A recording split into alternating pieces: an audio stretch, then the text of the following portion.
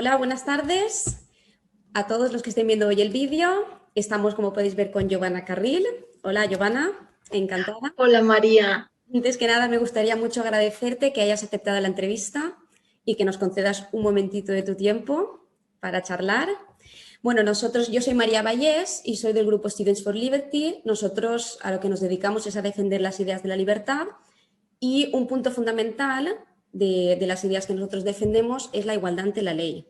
Básicamente sería uno de los puntos más importantes. La gente habitualmente suele defender la igualdad de un modo distinto, pues que todos tengamos lo mismo o que todos ganemos lo mismo, que todos seamos básicamente iguales en muchos ámbitos de nuestras vidas. Sin embargo, nosotros lo que defendemos es que todos tengamos los mismos derechos y que a todos se nos trate del mismo modo ante la ley. Y por eso precisamente te hemos traído a ti, experta, abogada, experta en ley de violencia de género y también fundadora y titular de Celtius Abogados. Así es, María, sí. Antes que nada, me gustaría preguntarte un poquito sobre tu trayectoria profesional, que nos cuentes un poco cuánto tiempo llevas ejerciendo y por qué decidiste también especializarte en ley de violencia de género y dedicarte a defender el tema. Pues mira, llevo muchos años, si bien al principio yo me dedicaba al derecho mercantil y me cambié al derecho penal cuando me enteré de las consecuencias de esta nefasta ley y sobre todo teniendo en cuenta que yo tengo un hijo y una hija. Cuando empecé a profundizar vi que en un futuro, como al final así está siendo, ¿vale? Mi hijo no tendría las mismas oportunidades ni los mismos derechos que mi hija. Y yo no quiero que esto suceda. Y la experiencia me da la razón. Yo no quiero ser una de esas abuelas que sufre cada día por ver a su hijo hundido y sin ver a sus nietos. Y no quiero que mi hijo pase por las situaciones que yo veo cada día en los juzgados. Entre otras cosas porque me parece injusto. Como vosotros bien decís, yo quiero que mi hijo y mi hija tengan los mismos derechos, tengan las mismas oportunidades, no que cobren lo mismo, que tengan lo mismo como defiende, como esa falsa igualdad que defiende el ámbito comunista. Yo quiero que cada uno tenga aquello por lo que se esfuerza, aquello por lo que está preparado, por lo que tiene, por lo que tiene virtudes.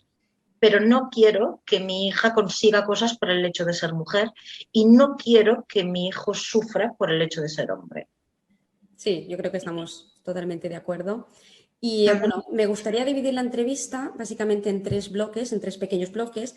En el primero me gustaría hablar un poco sobre la realidad social de nuestro país. Básicamente, cómo tú percibes esta realidad, si crees que vivimos en un estado heteropatriarcal, machista, opresor, los derechos, si tenemos los mismos derechos ante la ley. En el segundo bloque me gustaría hablar sobre la ley en sí, cómo se estructura la ley, el procedimiento, cuando se interpone una denuncia, qué es lo que ocurre, qué ocurre ante una denuncia falsa. Y en el último bloque me gustaría hablar sobre la percepción de la sociedad en este aspecto, porque una cosa es la realidad social y otra es la percepción que la sociedad tiene de ello. Entonces, hablando sobre la realidad social, me gustaría primero preguntarte en qué momento te das cuenta de que esto es injusto y que tú te quieres dedicar a esto porque tú no quieres que tu hijo se vea perjudicado en ese aspecto. ¿En qué momento? Porque, bueno, la sociedad en su mayoría no lo percibe del mismo modo y por ello también somos muchas veces las propias mujeres que lo defendemos atacadas, insultadas y por eso quería preguntarte cuál fue ese momento en el que tú ves qué es lo que está ocurriendo, que te das cuenta y decides que esto es lo que tú quieres hacer. Pues la primera vez que yo me enfrenté a esto y además quedé casi como bloqueada, fue porque una compañera me pidió que la sustituyera en un juicio. Yo le dije, oye, que yo no me dedico a penal. Y me dijo, no importa, porque a mí me toca defender al hombre. Me sorprendió. Fui al juicio, era un juicio rápido, era un juicio de un señor de 70 y pico de años al que su mujer había denunciado y su mujer llevaba como testigo a su hijo, un hijo de 40 y pico de años que le pasaba dos cabezas a su padre Y cuando lo subieron de los calabozos, pues al señor al que yo tenía que defender llevaba una camisa blanca completamente llena de sangre porque su hijo le había golpeado. Este señor cobraba 700 y pico de euros de su pensión de jubilación. Pues casi con la testifical de la madre y del hijo eran suficientes para condenarlo, pero es que es más. A la señora se le dio la casa, a él se le impuso preventivamente una orden de alejamiento, se le obligó a dar la mitad de su pensión a la señora, pero claro, la señora iba a vivir con la mitad de la pensión y dentro de la casa. Este señor, con la mitad de la pensión, tenía que buscarse dónde dormir y cómo comer. El trato que recibió era un trato casi de culpabilidad desde el minuto 1. Lo trataron como culpable desde el principio. No se esperó al final siquiera a que se desplegaran las pruebas, a escucharle. El trato era horrible. Cuando terminó, yo tenía la sensación de haber asistido a una función de circo, a un teatro, no a un juicio. Y me quedé y se lo comenté a su señoría. Y las palabras que me dijo su señoría me quedaron grabadas aún a día de hoy. Yo, por si acaso, lo voy a condenar. Recurran ustedes, que en la audiencia provincial son 3 magistrados, y la responsabilidad se diluye.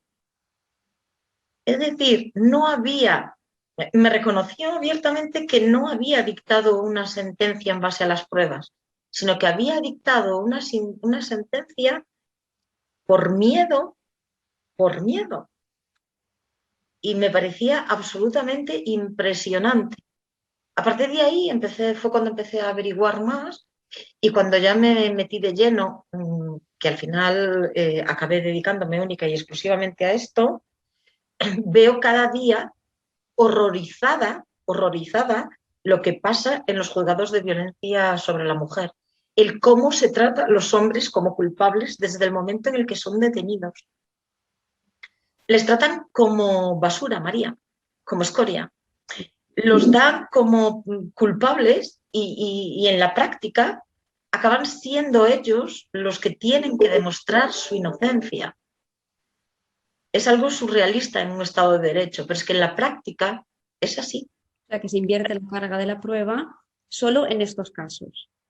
Sí, en la práctica acaba siendo así, porque en España se condena a muchos hombres sin que haya prueba alguna, solo porque dan credibilidad a la víctima y porque la víctima cumple 3 requisitos que cualquier persona con un poco de inteligencia y habilidad lingüística puede cumplir. Entonces, hay muchas condenas injustas y luego además se enfrentan a la condena social, porque la gente se cree que cuando un hombre es condenado por maltrato, todos imaginan a hombres que hacen hiperbarbaridades, que han tenido sometidas a mujeres. Hay hombres condenados por violencia de género por haber respondido a un insulto en una discusión en un matrimonio que está sufriendo un divorcio. Claro, yo también quiero preguntar por eso, porque la violencia de género no es simplemente golpear. No es simplemente golpear o dar una paliza, que es la imagen mental que normalmente la gente se hace cuando sale un caso de violencia de género. Son insultos, son a lo mejor pequeños empujones, cosas que no van más allá de una fuerte agresión física, pero que al final el peso lo recoge todo el hombre, pase lo que pase. Exactamente, exactamente. Hay personas condenadas por decir en una discusión vete a la mierda, 6 meses de prisión. Realmente eso es una humillación. Las mujeres decimos expresiones así en discusiones hiperhabitualmente. Yo oigo grabaciones donde la mujer insulta al hombre, el hombre insulta a la mujer, pero solo está penado cuando lo hace el hombre. Eso es absoluta. Pues ese señor ya es considerado maltratador. Y este señor ya llevará una losa encima toda su vida. Luego me gustaría también comentar un poco relacionado con esto la libertad de expresión en relación a ciertos colectivos o ciertos casos concretos, pero vivimos en un estado o una sociedad heteropatriarcal, machista, opresora, donde las mujeres estamos oprimidas y no tenemos las mismas oportunidades ni los mismos derechos que los hombres? No. Yo puedo ser tu madre. Si yo no he vivido una sociedad heteropatriarcal, no he sido nunca oprimida, no se me ha juzgado nunca por ser mujer, ni se me han dado menos oportunidades, a tu generación, mucho menos. Distinto es que tú quieras conseguir cosas por el hecho de ser mujer y que por el hecho de ser mujer crees que te mereces que se te exija menos o que se te facilite el camino. Yo nunca consideré eso. Pero también soy muy consciente de mis limitaciones, pero de mis limitaciones no como mujer, como persona. Los hombres también tienen limitaciones. Es que cuando oyes hablar de determinados políticos parece que las mujeres trabajamos todas en subtrabajos y los hombres son todos ministros o directivos de grandes empresas. Pero no, hay marineros, hay pescadores, hay gente trabajando colgada de andamios, hay mineros. Esa gente no va a cobrar jamás lo que cobra un alto directivo, pero no lo va a cobrar no por ser hombre, no lo va a cobrar pues por formación, por talento y por miles de cosas. Pero nos han hecho creer que nosotras no podemos acceder a determinados puestos por el hecho de ser mujeres. Y eso no es cierto. Sí que es verdad que hay más hombres que acceden a determinados puestos de poder, pero también es verdad que hay más hombres que están dispuestos a sacrificar su vida familiar por su vida profesional. Pero eso lo he dicho yo muchas veces, yo lo he hecho. Y haciéndolo, nadie me ha puesto ningún límite. Pero esa es una decisión que yo he tomado voluntariamente. Y hubiera podido tomar la de, bueno, pues me dedico más a mi familia y dedico menos a mi ámbito profesional. Estaría muy bien, pero es que luego no podría exigir tener el mismo puesto, tener los mismos conocimientos o tener el mismo salario que un hombre que sí lo hace. Que lo ideal sería que todos pudiésemos conciliar la vida familiar y profesional. Sí, claro, y lo ideal también sería, como dicen las mises, ¿no? Que no hubiese guerras en el mundo, que los niños no pasasen hambre, todo es perfecto. Bien, pero la realidad es la que es.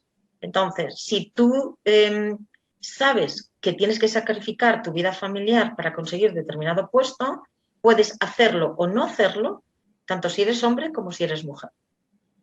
Sí, además veo muchas veces una contradicción en muchas mujeres que dicen que no pueden conciliar la vida familiar porque tienen toda la carga de los hijos, del trabajo. Sin embargo, eso te lo he escuchado muchas veces en muchas entrevistas, luego son ellas mismas las que no quieren la custodia compartida. Así es. A mí me parece hiper sorprendente. Es decir, muchas mujeres dicen, vivo en un mundo heteropatriarcal, porque las mujeres nos encargamos más de los niños, más de la casa, más de no sé qué, más de no sé cuánto. Yo digo, yo no sé con qué hombres viven estas mujeres, ni qué estructura familiar tienen esas mujeres. Yo te puedo garantizar que mi marido no me ayuda en casa. Mi marido hace cosas en casa al igual que las hago yo. Ni él me ayuda, ni yo le ayudo. Las hacemos. Es absolutamente contradictorio y absolutamente cobarde que una señora diga, bien, yo es que no puedo conciliar por el hecho de ser mujer, pero luego cuando me divorcio voy al juzgado y pido la custodia exclusiva para mí. No, tú no concilias porque no te sale de las narices.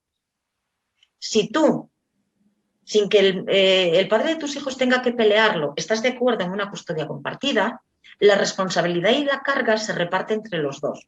Con lo cual, los dos tendréis las mismas oportunidades. Y lo más importante, y los hijos de estas parejas que sí tienen custodia compartida y además que lo hacen de buen grado, no porque un juez se lo imponga, aprenden un rol social de igualdad.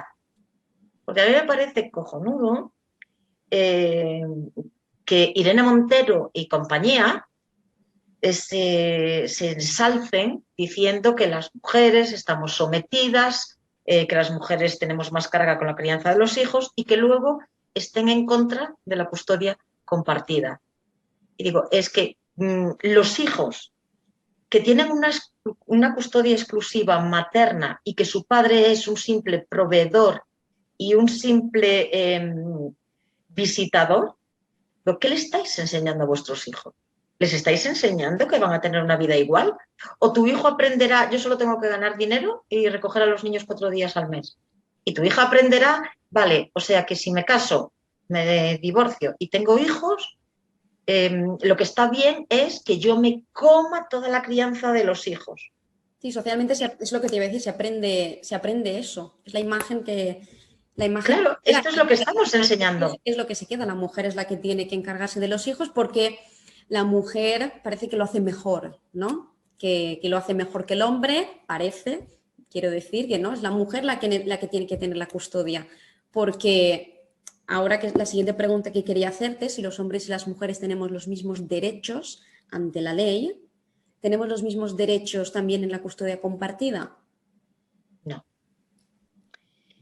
Las custodias compartidas, los hombres tienen que pelearlas. Y resulta curioso porque en los juzgados normalmente la señora solicita la custodia en exclusiva para ella. El señor solicita custodia compartida y casi no se atreven a solicitar la custodia para ellos. Cuando la custodia compartida no es viable por la distancia entre los domicilios o por cualquier otra cosa, esto además me pasó a mí. Os lo voy a explicar en forma de anécdota que se entiende mejor. Yo defendía a un papá que por cuestión de los domicilios, había 500 kilómetros entre el nuevo domicilio de la madre y la del padre, no podía haber una custodia compartida. La madre solicitó la custodia exclusiva para ella y yo solicité la custodia exclusiva para mi cliente. Y cuando entré, el juez y la fiscal me preguntaron cuál era el motivo de que yo pidiese la custodia para el padre. Entonces yo le pregunté si eso mismo se lo iba a preguntar a mi compañera que había pedido la custodia exclusiva de la madre. Y el juez me contestó, hombre, no, pero para que usted pida la custodia para el padre tendrá que haber alguna justificación. Y yo le dije, ¿y eso dónde aparece? A lo mejor se me ha caído un artículo del Código Civil a mí, pero ¿eso dónde aparece? No se entiende.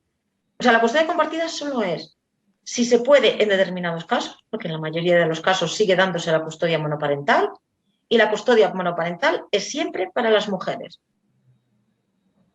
Para que tenga un hombre la custodia monoparental, tiene que haber una situación muy especial en que la madre no puede. De hecho, te encuentras estas situaciones como en una pareja, el papá tiene una enfermedad, por ejemplo, no sé, una depresión mayor o una bipolaridad, y lo consideran suficiente para que no tengan ni siquiera la custodia compartida. En cambio, si la mamá tiene una depresión mayor o tiene una bipolaridad o cualquier otra enfermedad mental, siempre y cuando esté en tratamiento, puede tener no solo la compartida, sino la exclusiva. El trato es absolutamente desigual. Dicen que vivimos en una sociedad heteropatriarcal y precisamente quienes dicen esa falacia afianzan el rol de cuidadoras, de paridoras, de ser las responsables únicas de la educación y el cuidado de nuestros hijos. Es que es absolutamente contradictorio y lo peor es que mucha gente compra este discurso decimonónico. La mayoría. Sí. Y de hecho, no lo comparto. Algo curioso es cómo en la ley, por ejemplo, ¿no? En este discurso suele decirse pues, que las que siempre estamos por debajo en derechos somos las mujeres. Las mujeres cobramos menos, tenemos una brecha salarial, las mujeres tenemos un techo de cristal, las mujeres estamos más discriminadas, pero, sin embargo, cuando ves las cosas con criterio y te paras a analizarlo, esos derechos desiguales, los que acaban perjudicando es a los hombres. Me refiero, suele haber una idea de que somos las mujeres las perjudicadas por la ley y que somos nosotras las vulnerables y las que estamos siempre en un punto de inferioridad, pero después nos encontramos con estos casos, que realmente son los hombres, en los que en ciertas leyes son los que están en un punto de inferioridad. Así es. En caso de divorcio, por ejemplo, el padre está en una situación de vulnerabilidad absoluta para poder ejercer de padre. El padre tiene que demostrar que es un buen padre, la mujer no. El padre tiene que demostrar que tiene capacidad, la mujer no. Y luego lo del techo de cristal yo ya lo he explicado 1000 veces. O sea, si queremos coger el conjunto de lo que ganan los hombres y el conjunto de lo que ganamos las mujeres, sí, ellos ganan más. Pero vamos a analizar. Las mujeres son las personas que tienen mayor número de reducción de jornada. Las mujeres no quieren trabajos de peligrosidad que suelen pagarse con pluses. Las mujeres no quieren puestos de alta dirección si ello supone no poder conciliar su vida familiar y laboral. Entonces, yo me pregunto, ¿quién conoce algún caso en el que en una empresa a dos personas que desempeñan el mismo puesto, con la misma formación y con la misma experiencia, se le pague menos a la mujer? Además, es que Porque si esto fuera así, es que si esto fuera así, los sindicatos saltarían a la chepa de esta empresa, y con razón. Pero yo no he conocido nunca a ninguna mujer que cobrase por el mismo trabajo y teniendo el mismo talento y la misma trayectoria que un hombre. No conozco ningún caso. Es más, hace unos años alguien en las redes sociales prometió dar, creo que eran 5.000 o 10.000 euros, la cantidad no la recuerdo bien, a quien le mostrase un caso en el que un hombre y una mujer cobrasen diferente por el mismo puesto. Y no solo le daba el dinero, sino que además ayudaba a esa señora a denunciarlo. Ese señor aún tiene los 5.000 euros en el bolsillo. Aún los tiene. Yo ahora mismo prefiero ser mujer que hombre. Veo mis derechos más garantizados si soy mujer que soy hombre. Yo no entiendo por qué a una mujer, por ser mujer, se le tiene que dar un punto más en unas oposiciones. No lo entiendo. Eso nos hace a que las que hemos peleado, al igual que han hecho miles de hombres, las que hemos peleado por conseguir lo que ahora tenemos en nuestra carrera profesional, quede minusvalorado. Porque ahora nunca sabrás si una mujer tiene el puesto que tiene porque está cubriendo las cuotas de género o por su capacidad. Y eso es un insulto para las que hemos llegado por nuestro esfuerzo, por nuestra capacidad o por lo que hemos dejado atrás, porque nos hemos privado de muchas cosas para hacerlo, al igual que los hombres. Y es insultante para nosotras, es insultante para mí. O sea, estamos yendo completamente al revés. Estamos intentando luchar contra algo que creemos que va en contra nuestra y lo que estamos haciendo es hundiéndonos más. Así es. Pero es muy difícil combatir todo eso frente a la opinión pública, con la mentalidad en la que la gente lo recibe. Y lo digo porque yo solía pensar así, yo estaba ahí, en ese sitio. Y al final fue un proceso, ¿no?, también de curiosidad y de querer y de cuestionarse. Es un proceso de curiosidad y de cuestionarse las cosas, porque si nunca te cuestionas absolutamente nada, nunca vas a llegar a saber qué es y cómo funciona. Y la gente suele hablar, porque ahora mismo ya como con lo que sé y con lo que me he informado, suelo hablar con gente, amistades, familiares, y hablas con gente que no se ha preocupado siquiera de leer la ley, tampoco se ha preocupado de contrastar datos o de investigarlo un poco, pero son ellos los que te dicen, no, tú estás equivocado. Tú no tienes razón. Y lo que me estás diciendo, me da igual los datos que me estés dando, me da igual quién lo haya dicho. A mí me lo ha dicho la televisión. Y a mí la televisión me dice todos los días que ha ocurrido esto, esto, esto y esto. Y esto es la verdad, no lo que tú me puedes decir. Pero yo no me miraba nada. Y funcionamos así. Sí, así es. Es mucho más. De hecho, el llegar a esta situación fue un trabajo de ingeniería social brutal, silencioso y continuado durante los últimos años. Han conseguido que la gente se avergüence o se culpabilice por criticar todo aquello que tenga que ver con la Ley Integral de Violencia de Género. Y como para criticar tienes que analizar y hacer ese esfuerzo que tú has hecho, pues la gente no está dispuesta a hacerlo. Le parece mucho mejor sentarse delante de un café y poner Sálvame o no sé qué programa o no sé qué, que te lo den digerido, tú te lo tragas tal como te lo den, no tienes que pensar y encima te sientes bien porque eres guay, porque así te lo han dicho. Estar a favor es ser guay, estar en contra es ser un fascista, un machista, un descerebrado. Eres guay Con... porque tienes o sea, una gran cantidad de personas que te apoyan, que están de tu lado. Entonces tú estás en el bando correcto. Exacto. Y además estás en el bando en el que no tienes que pensar. Exactamente. En el que no tienes que Todas son ventajas. excusarte, en el que no tienes que excusarte, digas lo que digas. De eso hablaremos luego de esa legitimidad, ¿no? De ciertos grupos pertenecientes a ciertos colectivos que tienen para decir lo que quieran sin tener ningún tipo de consecuencia. Bueno, creo que podemos pasar a la segunda parte. Vamos a hablar un poquito sobre la ley, ya cómo es la ley, cómo se estructura y cómo funciona, ¿no? Cómo es el procedimiento cuando se pone una denuncia y también si se detecta una denuncia falsa, qué es lo que ocurre, cuál es el procedimiento también.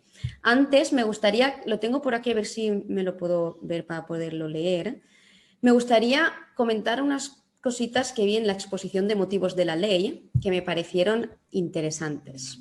¿Vale? Por ejemplo, la exposición de motivos de la ley empieza diciendo nuestra Constitución, en su segundo párrafo, nuestra Constitución incorpora en su artículo 15 el derecho de todos a la vida y a la integridad física y moral. Pero a mí lo que me sorprende es que no menciona en absoluto el artículo 14. Ya. Porque si mencionan el artículo 14, en ese párrafo, la lógica cortocircuita. ¿Vale? Entonces no lo hacen. De hecho, esta ley fue llevada al Constitucional para hacer una consulta y el Tribunal Constitucional la declaró constitucional en base a que era una discriminación positiva y que era como una especie de deuda que la sociedad española, machista de per se, tenía con las mujeres. Recordemos que esta ley se aprobó el 28 de diciembre del 2004. Es decir, yo en 2004, desde luego, podía hacer lo que me daba la gana.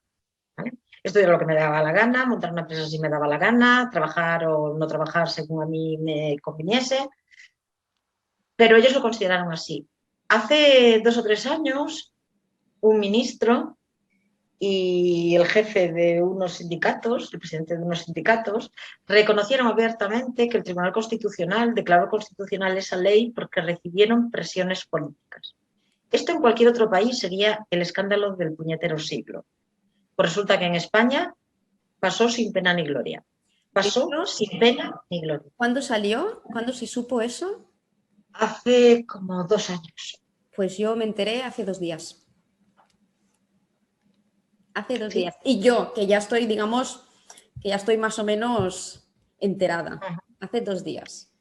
Pues en esas estamos. En cualquier otro país, entender, ya no solo con respecto a esta ley, sino entender que el Tribunal Constitucional ha aprobado una ley, sea cual fuere, o sea, fuera de la ley integral de violencia de género, fuese, no sé, cualquiera que lo hiciese por presiones políticas, es algo tan peligroso y tan contrario a un Estado de Derecho que en ningún otro país esto hubiese pasado desapercibido. En ningún otro país.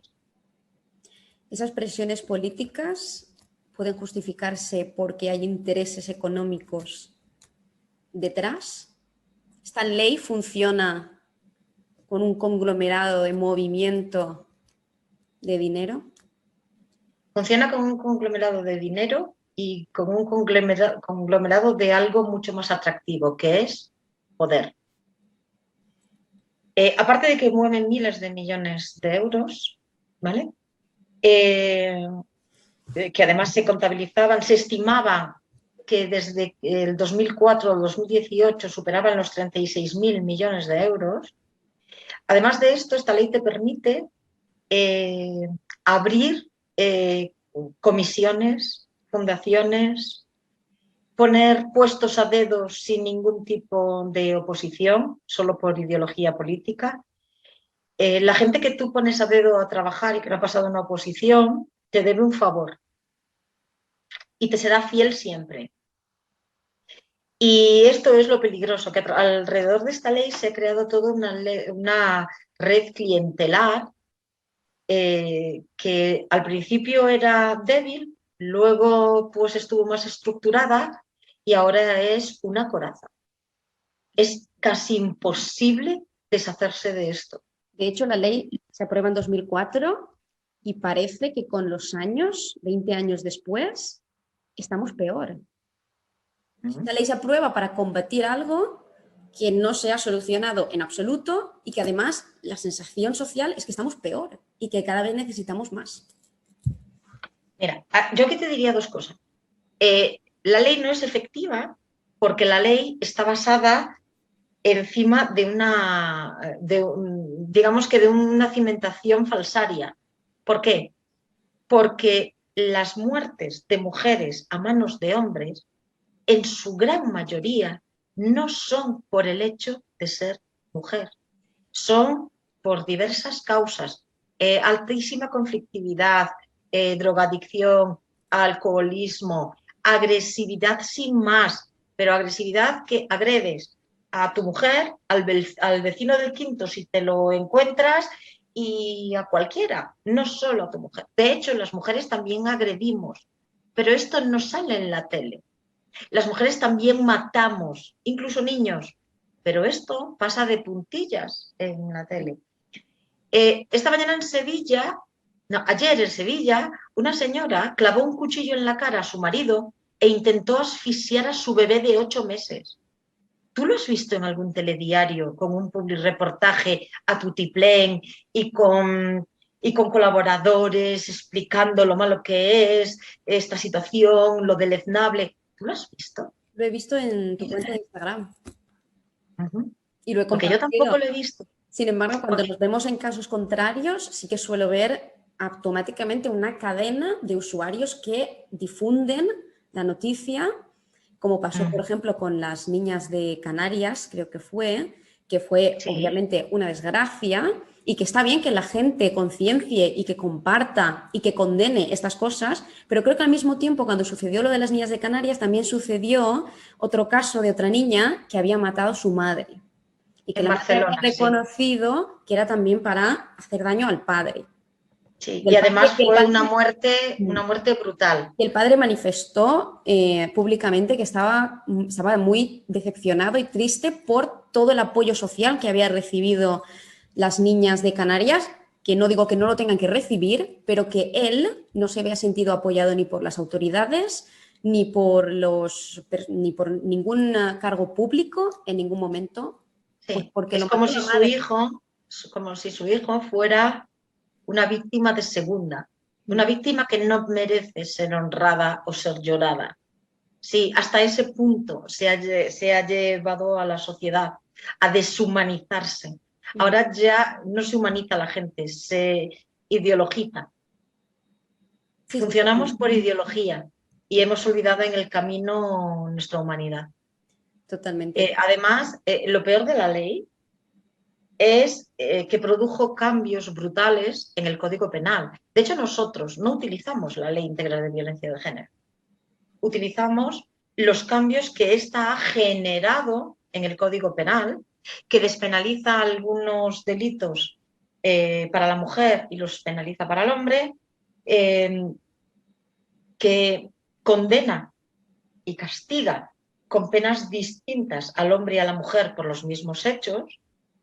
Y también tiene modificaciones en el Código Civil porque también te afecta el tener una denuncia en el procedimiento de divorcio con respecto a tus hijos, incluso antes de ser condenado. ¿Qué es lo más grave? Entonces, la ley es una aberración jurídica sin precedentes en el Estado español. Pero yo me pregunto, ¿con qué lógica se presupone cuando hay un asesinato, en este caso un hombre mata a una mujer, con qué lógica se presupone incluso antes de haber investigado qué es lo que ha ocurrido, como se haría con cualquier otro asesinato, que el móvil es que ella era mujer? Y eso viene especificado en la ley. Quiero decir que no se basan en ningún otro criterio. Ahí la investigación da igual. Ellos ya lo saben. Antes de que ocurra, ellos ya saben por qué ha sido. De hecho, lo dan por hecho. Contabilizan violencia machista incluso en casos donde habían sido muertes naturales. Y Pero eso como pasó muera hace una poco. mujer, como muera una mujer y al lado esté un hombre, este señor es detenido. Pasó hace Pero poco y el hombre fue detenido. Luego sí, se... sí, sí, no pudo ir ni al entierro de su mujer. Sí, sí, Claro. es una puñetera barbaridad. Eh, mira, los cambios que produjo esto en el Código Penal eh, no atajan el problema, pero es que a quien creó la ley no tenía ni la más mínima intención de atajar ese problema. Porque esto genera mucho dinero, es un discurso fácil cuando a un gobierno se le ataca porque ha hecho algo mal. Eh, entonces es un negocio y fue creada como un negocio. De hecho, eh, muchos que niegan la existencia de denuncias falsas, pues mira, como el propio propulsor de la ley, López Aguilar, que negaba la existencia de denuncias falsas a pesar de que se le advirtió desde el ámbito jurídico de que esta ley iba a acabar siendo instrumentalizada, y cuando a él lo denunciaron, dijo que su denuncia era falsa. A un político de Podemos que se hartó en redes sociales de decir que todos los que defendíamos que había denuncias falsas en violencia de género y que se estaba cometiendo una aberración, nos criticaba y nos llamaban fascistas de mierda.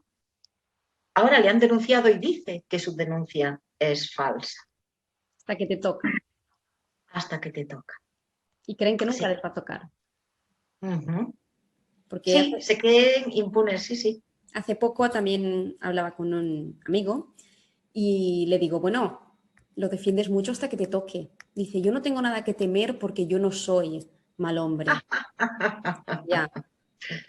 Hay muchos buenos hombres denunciados. Exactamente. Hasta hay muchos buenos hombres condenados. Mira, te cuento una anécdota que porque me pareció muy curiosa. Creo que fue en el 2018, tuve una primera visita, y venía un señor que había sido denunciado y su madre. Cuando llegaron, la madre me pidió si podía entrar antes y mantener una pequeña charla conmigo. Yo respeto mucho a las abuelas y a las madres de mis clientes y le dije que sí, que por supuesto. Cuando entramos, me dijo, mira, voy a decirte esto porque como no sé si tú reconoces o ves todos los comentarios que se hacen en las redes, mira, que yo hace 3 años, en una publicación de Facebook que tú pusiste, donde decía, no que la violencia no tenía género, pero que decía que me parecía injusta la ley, que no protegía y que además condenaba a los hombres a ser ciudadanos de segunda. Y esta señora me puso un comentario que decía que era fascista, que las denuncias falsas no existen y que yo como mujer debería sentirme avergonzada. Y terminó el comentario con hija de puta. Dice, como a lo mejor tienes guardados todos los malos comentarios, quiero que sepas que yo en aquel momento opinaba así porque no sabía realmente lo que había. Pero mi hijo es inocente y la denuncia es falsa. Y no quería que no defendieses a mi hijo por lo que yo te escribí hace 3 años. Y yo, vaya. Entonces ya no soy una hija de puta, una fascista. Y tal, dice, no, ¿cuánta razón tenía? Digo yo, vaya, Hasta que te hasta que te toca. Sí. Pero claro, Así es. mientras no te toca, es muy complicado luchar contra eso. Es muy Exacto. complicado. De hecho, hace muy poco estuve por Cataluña visitando a unos familiares y lo comenté, ¿no? Bueno, voy a hacer una entrevista con una abogada especialista en violencia de género y una tía mía se puso, sí, qué bien. Y digo, sí, pero esta mujer defiende a los hombres y se le cambió la cara, pero de forma radical. Y me dice, pero ¿cómo es eso posible? Y le digo, pues mira, y ya me puse a explicar un poco, estuve hablando con ella y se interesó por el tema, no fue un no quiero escucharte, no me creo nada de lo que me estés contando. Al contrario, por favor, cuando termines envíamela, la quiero ver.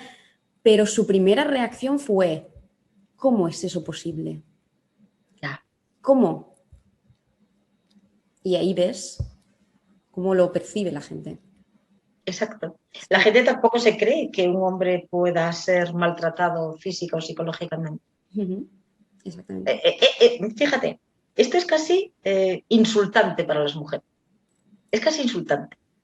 Digo, es que nos quieren vender como personas absolutamente vulnerables e incapaces y que debemos ser dependientes de la protección del Estado. Y al mismo tiempo quieren que seamos empoderadas, fuertes, independientes. Sí. Y como digo yo, vamos a ver. Yo cuando salgo a la calle corro el mismo peligro que corre mi marido. Mi hija corre el mismo peligro que mi hijo. A los dos los pueden violar, a los dos los pueden matar, a los dos, no hay ninguna diferencia. Yo me niego a que a mí se me trate como potencial víctima, que a mi hija se le trate como potencial víctima y que a mi marido y a mi hijo se les trate como potenciales agresores y violadores. Es que me niego.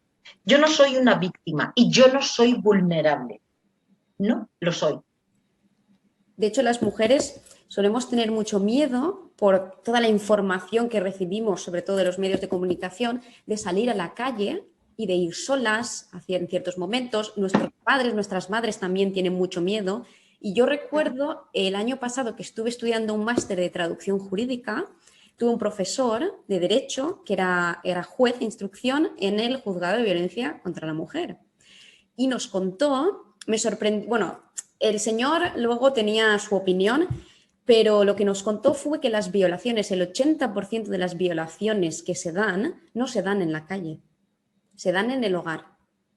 En esas situaciones de maltrato y de abuso que sí que hay, se dan en el hogar, no se dan en la calle.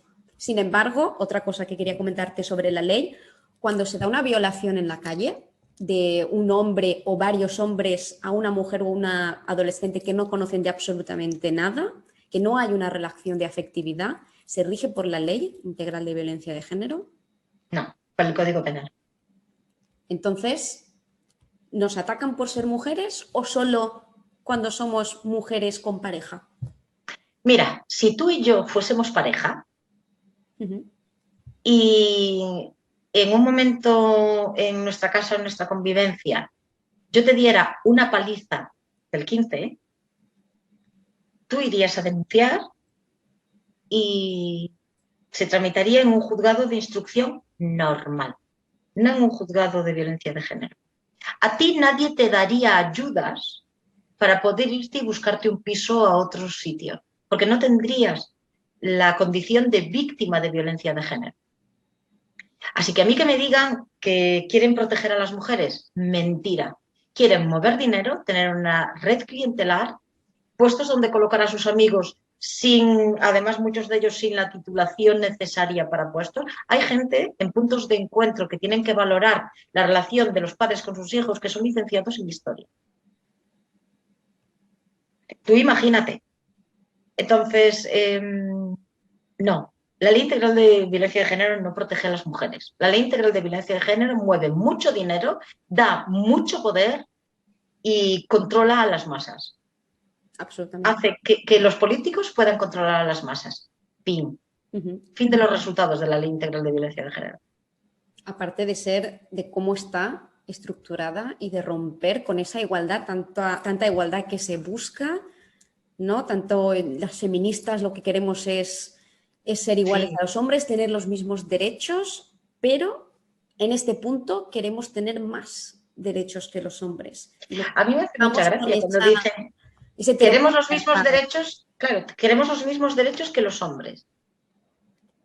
Pues entonces ahora que por la ley trans se te permite convertirte en hombre sin ni siquiera hacer ningún cambio físico, yo quiero ver cuántas mujeres se convierten en hombres y en caso de divorcio asumen el papel de los hombres. Me encantará verlo. Ya verás cómo hay muchos más hombres que se van a denominar mujeres para tener los mismos derechos que las mujeres, que mujeres que se denominan hombres. Dentro de un año, si sacan estadísticas, porque de lo que no les interesa en este gobierno no se sacan estadísticas, lo veremos muy claramente. De hecho, los colectivos feministas se han opuesto a la ley trans. Ya. Por este motivo, porque lo saben, que esto puede ocurrir. Lo saben. Exactamente. Lo saben. Y la ley de violencia de género rompe también con la presunción de inocencia. Sí, sí. Es con los mismos hechos, con las mismas lesiones y contando lo mismo, es más probable que te condenen si estás en un juzgado de violencia de género, con lo cual el denunciado es un hombre, que si estás en un juzgado de destrucción y la denunciada es una mujer. Sí. La presunción de inocencia agoniza en este país. Bueno, de hecho, en los juzgados de violencia de género, en el resto no, se respeta. Hemos visto como la propia ministra de Igualdad ha dicho ya reiteradamente durante mucho tiempo que el hermana yo sí te creo se tiene que convertir en el Estado te cree. Y mucha gente repite esa frase como el Estado te cree, hermana, yo sí te creo, pero no se para pensar en lo que eso significa. Escuché hace poco tiempo a un abogado muy jovencito, Álvaro Bernat, que lo decía. Dice, si el Estado a la mujer la tiene que creer siempre sí o sí, eso significa que al hombre no lo tiene que creer nunca, pase lo que pase. Exacto. Entonces, están asumiendo que ellos son como una especie de futurólogos que ya saben, en el caso concreto, a quién tienen que creer, qué es lo que ha ocurrido y también por qué ha ocurrido. Además, si a mí me tienen que creer sí o sí en un juzgado de violencia de la mujer, eso significa que dan por hecho que las mujeres no mentimos. Entonces, eso supone que en cualquier otro juzgado yo debo tener la misma presunción de veracidad, porque soy la misma mujer y con las mismas cualidades. Con lo cual, ¿qué significa? Que yo puedo salir a la calle, pegar un navajazo a alguien y luego simplemente negarlo, porque tengo presunción de veracidad. Si no hay ningún testigo, nadie me ve. ¿Por qué se me van a condenar aunque haya indicios? Si yo digo que no lo maté, no lo maté. Pero porque eso solo se tiene en cuenta con la ley de violencia de género. Claro, pero si la ley de violencia, si está en la premisa de que las mujeres no mentimos, lo que debe hacerse es entender que no mentimos nunca. Exactamente. Yo soy la misma mujer. Si no miento en un determinado ámbito, no miento en otro ámbito. Entonces debe creérseme siempre. Eso es muy peligroso. Claro, igual muy peligroso. El hecho de considerar solo violencia de género cuando estás en un ámbito de una relación de afectividad. En cualquier otro ámbito, en cualquier otra situación, ya no es violencia de género. Entonces, ¿bajo qué criterio estamos considerando a la mujer? Estamos intentando proteger a la mujer y considerando que la agresión es por ser mujer, solo cuando conviene, solo en ciertos casos. Solo cuando está subvencionado. Exactamente. Y solo está subvencionado si es en los juzgados de violencia sobre la mujer. Quieren tenerlo muy bien encajonado y muy bien delimitado. Luego también, cuando, ya hablando del procedimiento, cuando se interpone una denuncia o cuando una mujer le dice, por ejemplo, a un agente, a mí esta persona me ha agredido, ¿qué es lo que ocurre? Intentan investigar un poco si es cierto, si hay indicios o directamente En un primer momento no. En un primer momento, con indicios o sin indicios, este señor pasa la noche en el calabozo, si tiene suerte. Si es un viernes y no hay juzgado de guardia donde lo detienen, pues se queda hasta el lunes. El lunes es puesto a disposición judicial. Allí, dependiendo del delito que se le acuse, pues se celebra una comparecencia que normalmente va encaminada a ver si se acuerda una orden de alejamiento o no. Se pone en libertad a la persona y ya se le dice si se le pone con cargos o sin cargos, es decir, si se archiva la causa o se continúa. Pero no hace falta nada para que un hombre pase la noche en el calabozo si es denunciado por una mujer. Las órdenes son detener. Sí, hace poco vi en un vídeo que se hizo viral un chico que se grabó contando un suceso que le había ocurrido en un bar y el chico medio llorando contó cómo se llevaron a un chaval detenido porque la chica que le había pegado una bofetada a él había dicho que él le había agredido a ella. Y llegaron los agentes y toda la gente que estaba en el bar, en la terraza alrededor, diciendo, no, que ha sido ella la que le ha agredido, que el chico no ha hecho nada. Y se lo llevaron detenido.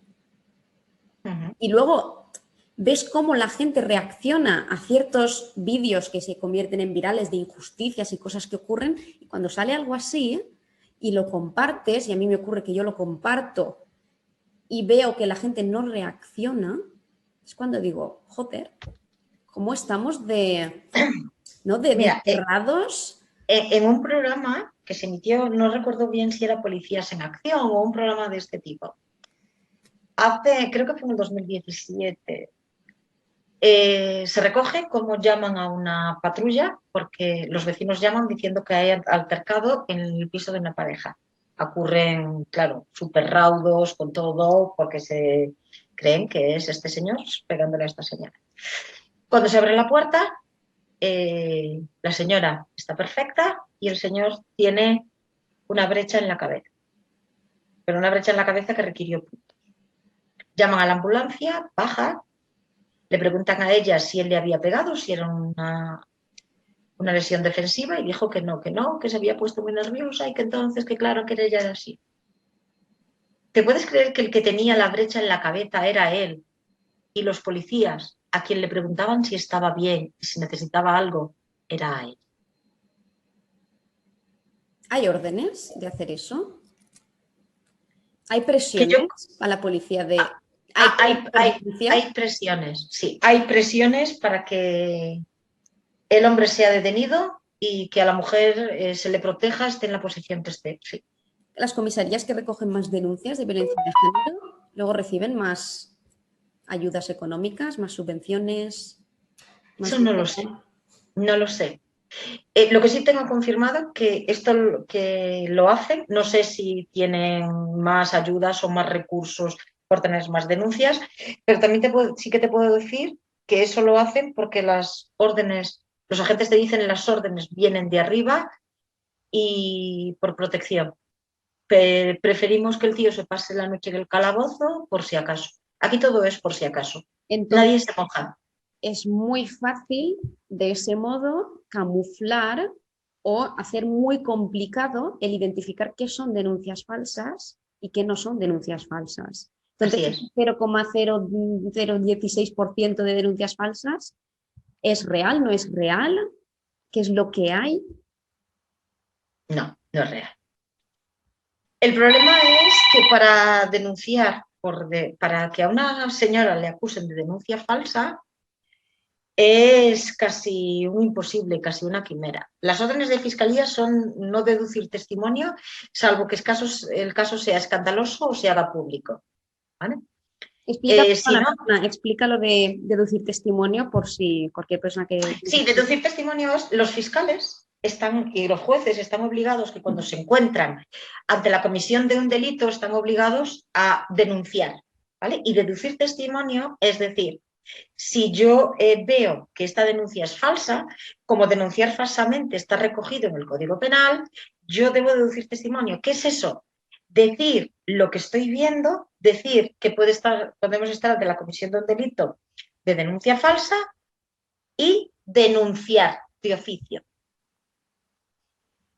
Se hace en la mayor parte de los ámbitos, pero en violencia de género no. Denunciar de oficio no tiene un coste adicional para el hombre en este caso. Si no se denuncia de oficio, me imagino que sí. Si no se denuncia de oficio, sí. Entonces, ¿de dónde sale el 0,00016? Pues que, primero, tienes que cumplir unas características enormes. Si en la sentencia pone que a ti se te absuelve por falta de pruebas, no puedes denunciar por denuncia falsa, porque te dicen que tú realmente no eres inocente porque no lo has hecho, sino porque ella no ha podido probar tu culpabilidad.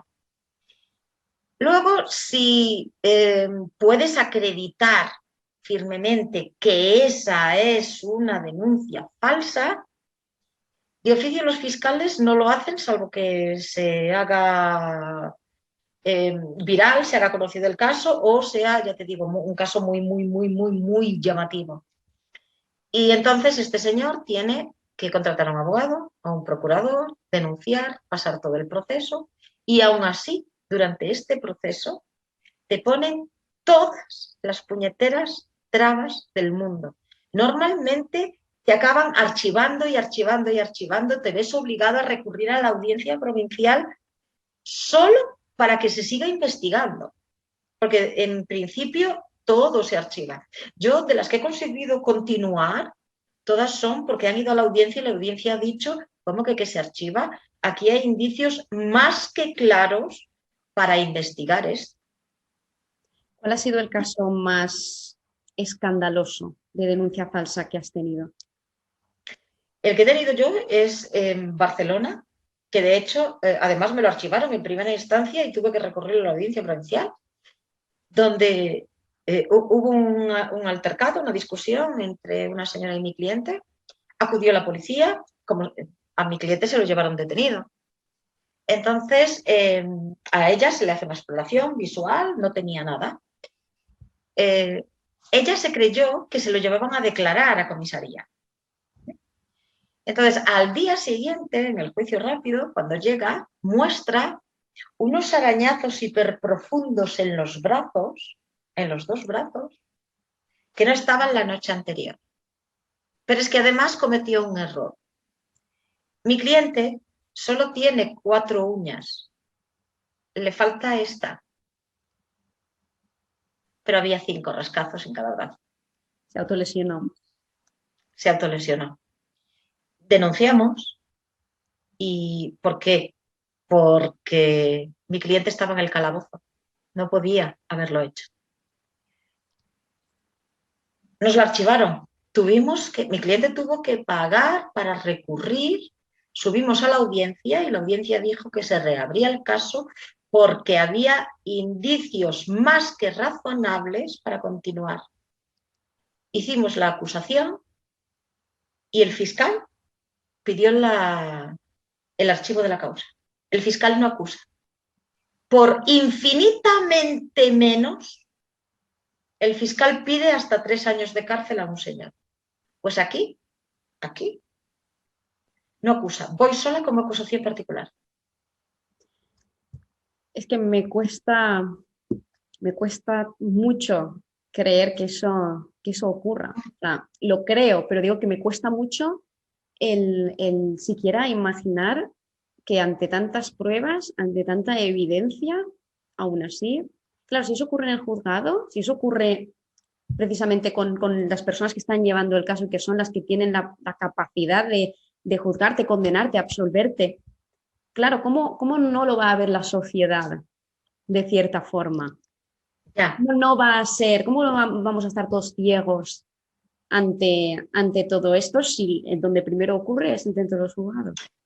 Además están ávidos. Mira, a mí me pasó en un caso, tuve un caso que defendía a un cliente bueno, él estaba acusado de malos tratos y una de las veces, pues esta señora le puso una demanda diciendo que quería que este señor no volviese a ver a su hija, ¿vale? Porque en una de las entregas, pues que había entregado a la niña, los abuelos de la niña, pues que a ella la habían gritado y le habían... Vale. Entonces, como yo había aconsejado a los padres de este señor que grabasen todo, pues se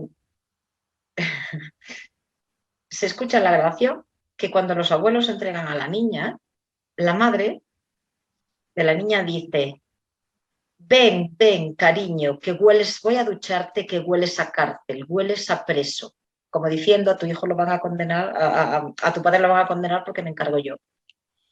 Ven, no sé qué. Entonces los padres de él dijeron, oye, ¿vale?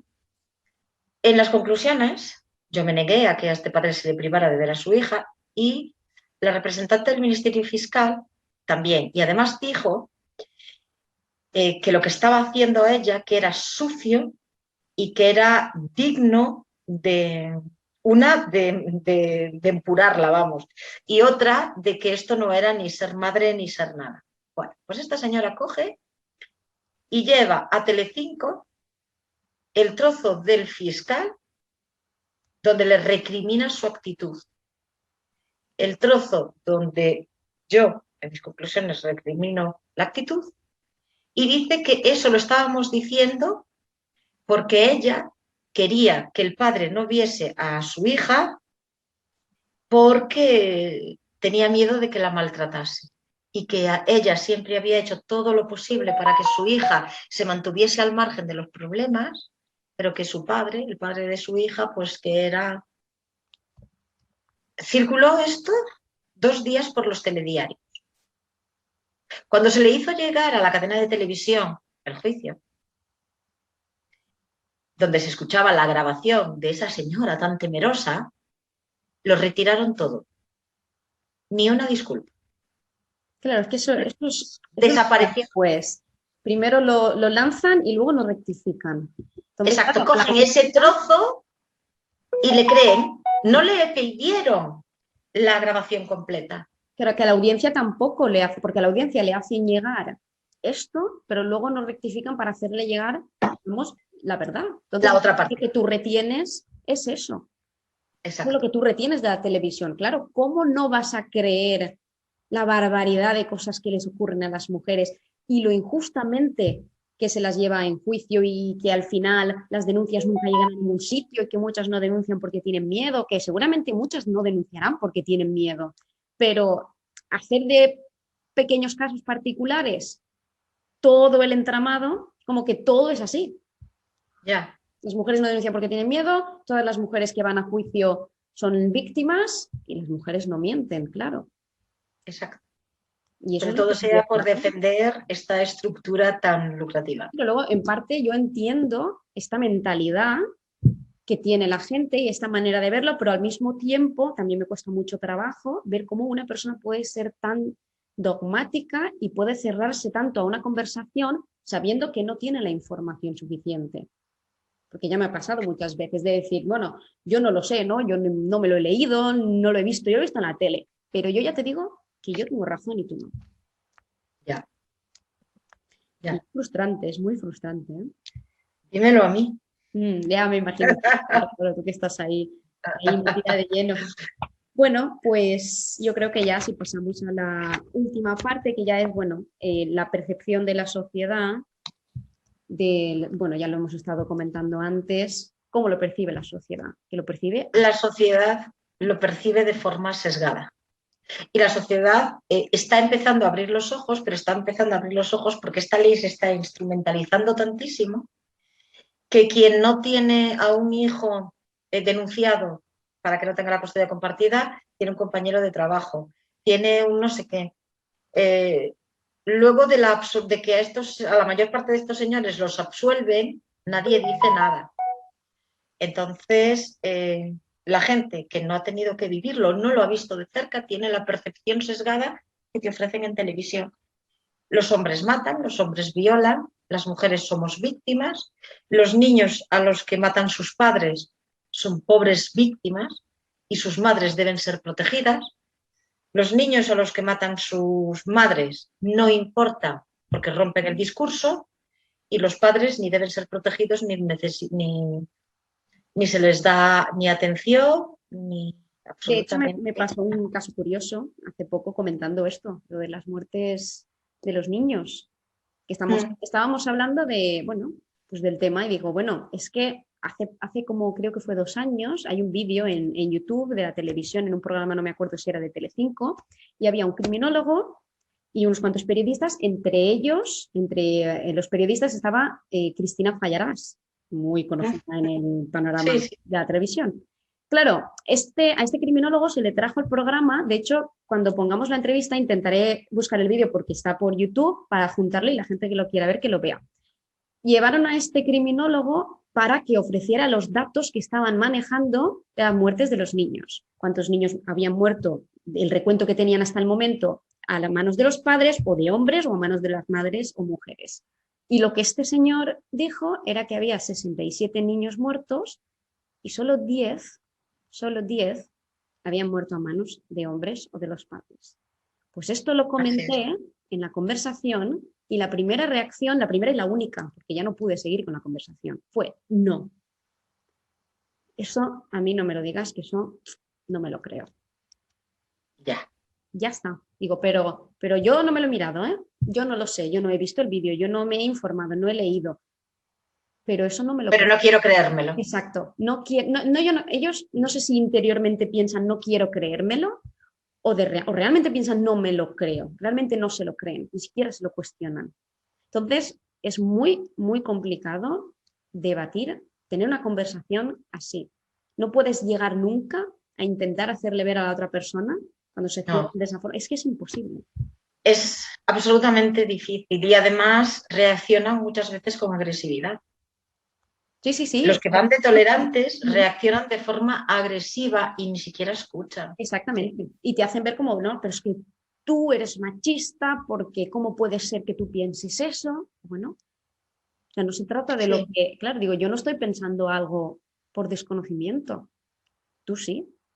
Ya. A mí me hace mucha gracia cuando veo a gente, a mujeres feministas, neofeministas de 18 años que me dicen que yo soy una fascista y que soy una sometida. Y yo digo, vamos a ver. Puedo ser tu madre, no, es que casi si me pongo puedo ser tu abuela si me apuro. Yo nunca he vivido oprimida. Yo he estado en el mundo laboral y desde distintas perspectivas.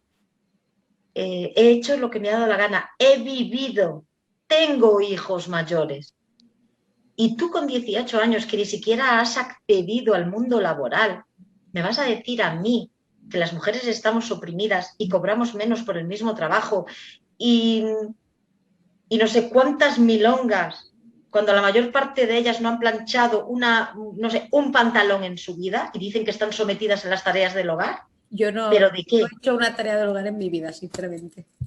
Mi madre muchas veces, no haces nada, ya, es verdad, es verdad. Y no pasa nada. Sí, claro. Y yo no sé planchar. En mi casa plancha siempre mi marido. A él se da mejor y yo hago otras cosas que se me dan mejor.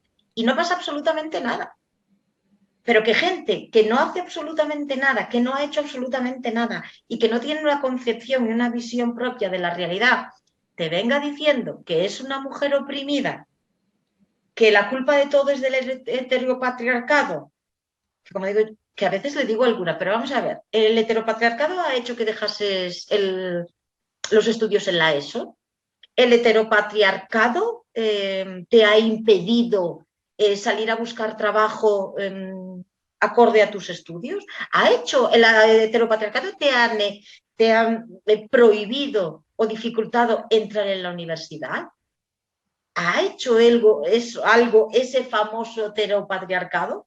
No, de hecho, Porque yo he estudiado donde me ha dado la gana. el He trabajado heteropatriarcado donde me ha dado la gana. exacto, el heteropatriarcado es muy famoso y tenemos esa, ¿no? esa visión sesgada que yo pediría a todas las mujeres y todas las adolescentes y chicas que puedan estar escuchando que piensen sobre su propia situación personal si ellas están oprimidas. Porque, o sea, porque no puedo recoger eso, ¿no? No puedo recoger el pensamiento de todas ni puedo hacer una estadística, pero estoy convencida de que el pensamiento de cada una personal será yo no estoy oprimida, yo he hecho lo que he querido. Sin embargo, la imagen sesgada es esa, ¿no? Las mujeres estamos oprimidas, yo tengo suerte. Pues mira, yo tengo suerte de que no he estado oprimida, pero hay muchísimas mujeres oprimidas.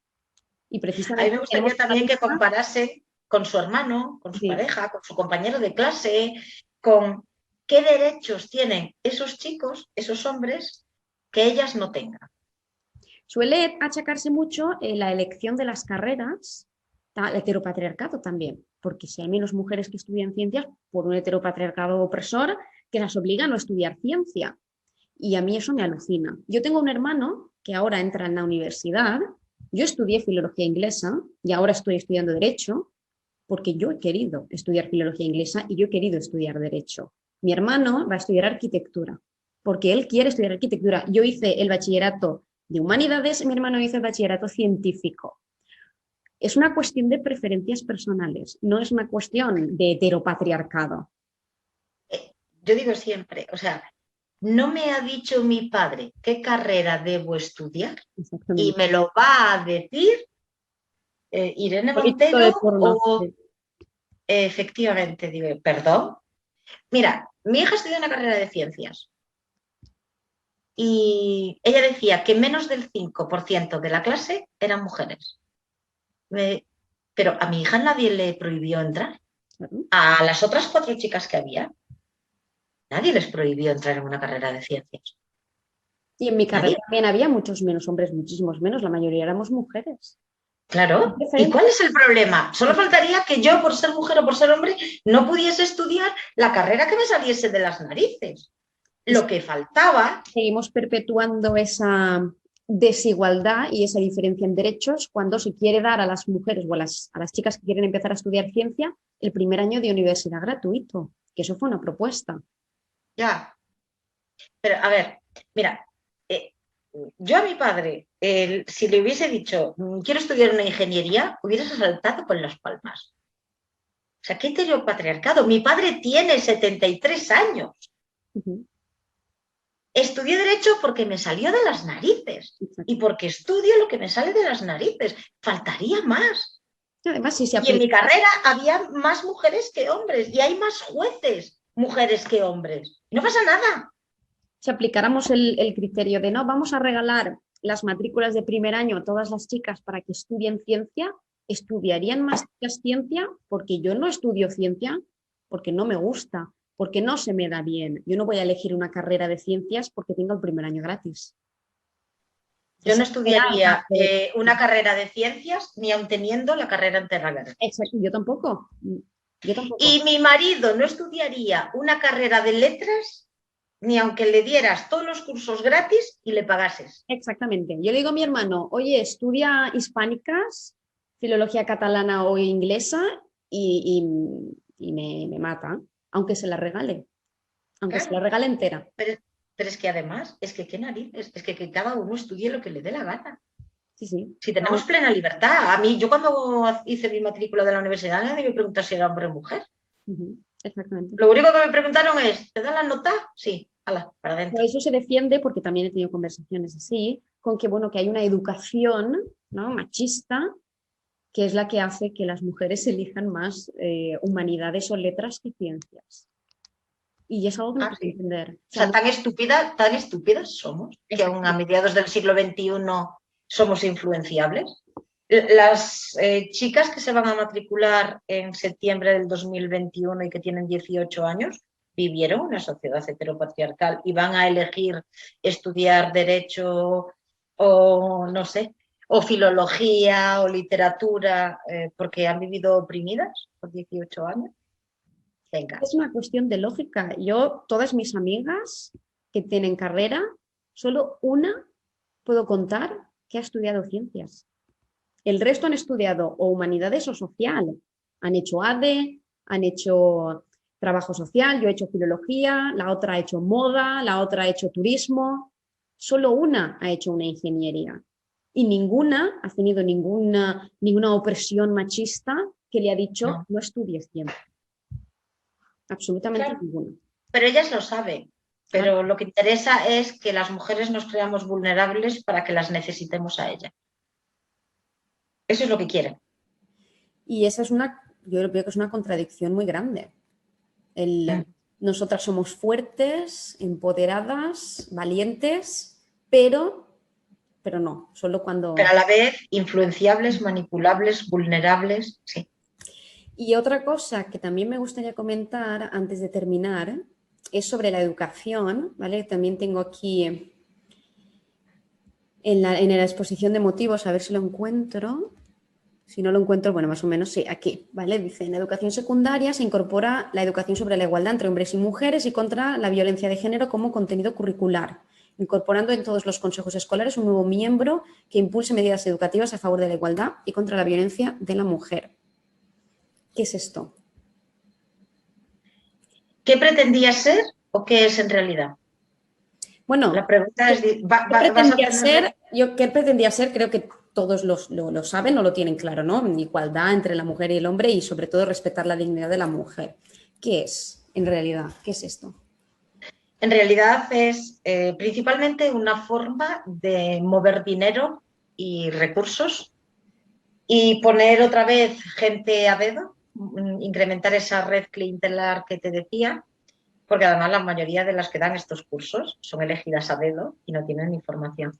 ¿En qué se ha convertido? En ir a los colegios, convencer a las mujeres de que son vulnerables y convencer a los hombres de que no pueden enfrentarse a las mujeres. Y que son Es decir, maltratadores. y que son, efectivamente, maltratadores y agresores porque lo llevan en su ADN. Luego también acaba esto dando cursos, por ejemplo, como los famosos panfletillos estos de apaga la tele, enciende tu clítoris, mastúrbate que es genial, disfruta teniendo relaciones sexuales, que los niños deben tener también, aprender a sentir placer sexual. Y digo yo, bueno, ¿y esto no es una competencia que deben tener los padres? No. Y no hay ni uno solo de estos programas que me hayan hecho llegar, y me han hecho llegar muchos los padres, que tenga que ver con la verdadera igualdad. Sí, Se les enseña a las mujeres a que tienen derecho a conseguir cosas solo por el hecho de ser mujeres. Si los niños son menores, ¿están obligados a asistir a estas charlas que se hacen en los institutos? Sí. Claro, es que parece que la educación es cosa del Estado, no es cosa de los padres. Sí, cuando yo era joven, la educación corría a cargo de mis padres y la formación a cargo del colegio.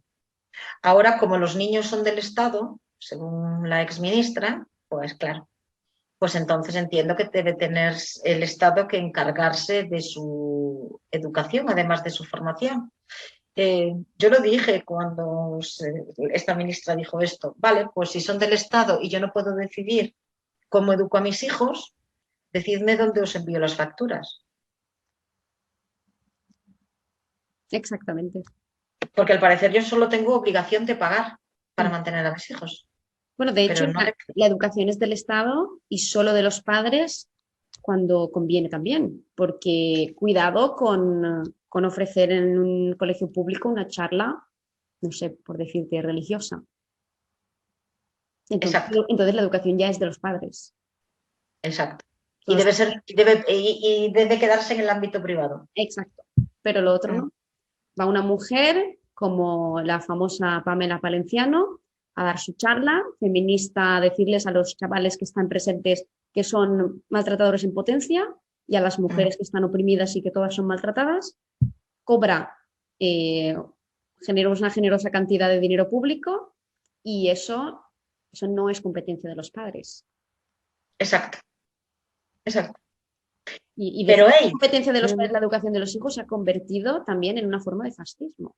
Simplemente porque hay un cierto partido político que defiende una medida para que los padres tengan más competencias a la hora de decidir cómo se educan sus hijos. Entonces ya defender que la educación sea competencia de los padres se ha convertido en una forma de fascismo. Sí, pero es que en masa somos así de borregos, somos así de manipulables. Pensamos muy poco, dedicamos muy poco tiempo al día, por lo general, a pensar, y así nos va, así nos va. No haber salido a la calle en determinado momento donde se empezaban a estructurar todas estas locuras jurídicas y sociales fue un gran error, y lo seguimos haciendo. Aquí salimos a la calle cuando no hay fútbol o cuando nos quitan el botellón. Sí, aunque suena tópico, sí. Cuando encierran a un rapero en la cárcel, entonces rompemos durante una semana una ciudad entera, cargamos contra todo y contra todos. Sin embargo, cuando te dicen que la justicia no es del todo independiente y que los políticos están ahí a ver cómo se reparten esos jueces que en favor de unos u otros van a determinar cosas u otras, entonces a la gente le da igual. Sí. Absolutamente igual. En esos momentos la gente prefiere quedarse a tomar el vermut. Es así. En el fondo, aunque suene fatal, estamos teniendo lo que nos merecemos. Sí. El problema es que individualmente pagas lo que se decide socialmente. Pero realmente como sociedad, como individuos no, pero como sociedad tenemos lo que nos merecemos. Siempre lo digo, tenemos lo que nos merecemos, porque es lo que Así es. estamos creando nosotros, exactamente eso. Y lo que estamos permitiendo. Antes de terminar con el tema de la educación, quería contar una anécdota personal que sufrió mi hermano en el instituto público de mi pueblo. Tengo el papel por aquí, creo que lo tengo por aquí metido, a ver si lo puedo sacar. Yo vivo en un pueblo pequeñito de Valencia, se llama Villanueva de Castellón, bueno, ahora se llama Castelló, simplemente. Y bueno, yo toda mi vida he ido a un instituto público y como todos mis compañeros, todos mis amigos y mi hermano también. Y digamos que el 90% de los profesores de mi instituto son profesores con inclinación ideológica de izquierdas, que no deberían manifestarla en las aulas, pero como bien sabemos siempre ocurre. Mi hermano, en la asignatura de valenciano, tiene un profesor, el cual yo también tuve, o sea, lo conozco bien, sé cómo es. Les hizo escribir, la tengo aquí, una redacción para que expresaran su opinión sobre las sentencias judiciales de violaciones de las mujeres. O sea, ya pedirles a unos chavales de 17, 18 años que expresen su opinión sobre sentencias judiciales, ya es mucho. Porque ¿qué van a saber los chavales sobre sentencias judiciales? Bueno, pues empieza a redactar, de que tiene que argumentar, empieza a redactar, papá, llega un punto en el que escribe en un párrafo que voy a leer, lo voy a ir traduciendo. Dice, además, no solo las mujeres están oprimidas por este sistema, los hombres también son a veces acusados y juzgados incorrectamente. Por ejemplo, nos encontramos con muchos casos de hombres divorciados de sus parejas que pierden totalmente el derecho de ver a sus hijos, o también con otros a los cuales se les niega la presunción de inocencia, que es un derecho fundamental para los ciudadanos. Pues yo lo veo perfectamente argumentado. Absolutamente. Pues se le subrayó. De hecho, luego adjuntaré también una imagen para que se vea bien, porque aquí no se va a ver, pero todo lo verde es lo que le escribe el profesor, le empezó a subrayar. Aquí está el comentario que ahora leeré. Le dice, ese no es el tema y no se puede equiparar. Eso fue el comentario aquí, pero luego en el aula le dijo que eso no era un argumento, que eso no era un argumento y que no se puede comparar y que eso no lo puede permitir en una redacción, que eso va fuera. Además hay otro compañero suyo, que tengo aquí las fotos, que escribió en la misma redacción, que también lo voy a leer, escribe: por otra parte, esta protección tan fuerte hacia las mujeres por parte del Código Penal ha provocado como consecuencia que muchos hombres sean acusados de violencia y otros delitos, pero en realidad son inocentes. Después dice, por lo tanto, la mujer tiene más poder judicial que el hombre. Y le pone también en verde, aquí dice, 7 casos de 16.805 en 2019. El famoso 0,0016%. Y le pone, increíble. Y luego en clase toda la batalla de, pues esto no se puede comparar porque solo los, mira, empezó a sacar noticias, todo esto me lo contó mi hermano, empezó a sacar noticias de periódicos, mira esto, mira lo que pasó aquí, mira lo que pasó aquí, es el 0,016% y esto no se puede comparar porque, bueno, toda una charla de toda una clase por un argumento que a mi juicio es un argumento perfectamente válido en una redacción que está... Y perfectamente expuesto. Exacto, y está teniendo en cuenta las sentencias judiciales de violencia. Pues esto ocurre en las aulas. Este es el nivel, sí, sí. Esto ocurre en las aulas. Y eso pasó hace bien poco, porque mi hermano acaba de terminar ahora, y quería contarlo para que se sepa. Y esto ocurre aquí. Y no pasa nada, y no te puedes quejar, porque yo puedo ir perfectamente a hablar con el profesor, y lo único que voy a conseguir es que el profesor le acabe cogiendo más manía a mi hermano de la que ya le tiene, y acabe penalizándolo de otras formas. En las calificaciones, claro. De hecho, eso se ha visto ahora, que lo suspendió en la nota final, que puede estar perfectamente suspendido. Claro que sí, no siempre es el mismo caso. Pero qué casualidad que llega a selectividad y que te la prueba. No quería ni estudiar. No voy a estudiar porque es que me tiene manía, es que no voy a probar. Digo, yo la que estudia, porque te va a evaluar un profesor o una profesora que no sabe quién eres y no va a tener en cuenta ni lo que piensas ni absolutamente nada. Y sin estudiar aprobó. Le digo, ¿ves? Ya. Y esto ocurre. Pero la educación no adoctrina. Bueno, Aleccionadora anécdota. muchas gracias. Creo que llevamos, no sé cuánto tiempo llevamos, una horita y algo. Si quieres comentarme algo más. No, solo quiero decir a quien nos escuche que aunque algunas personas nos estemos dando cuenta de lo que está sucediendo alrededor y otras muchas no se den cuenta y otras muchas no quieran darse cuenta, el problema no lo tenemos ahora. El problema lo tendrán las próximas generaciones convertidas en hombres enseñados a culpabilizarse por haber nacido hombres, mujeres enseñadas a sentirse vulnerables y denostadas y a sentirse incapaces. Yo creo que dentro de 20 años, cuando veamos el resultado de todo esto, nos echaremos las manos a la cabeza.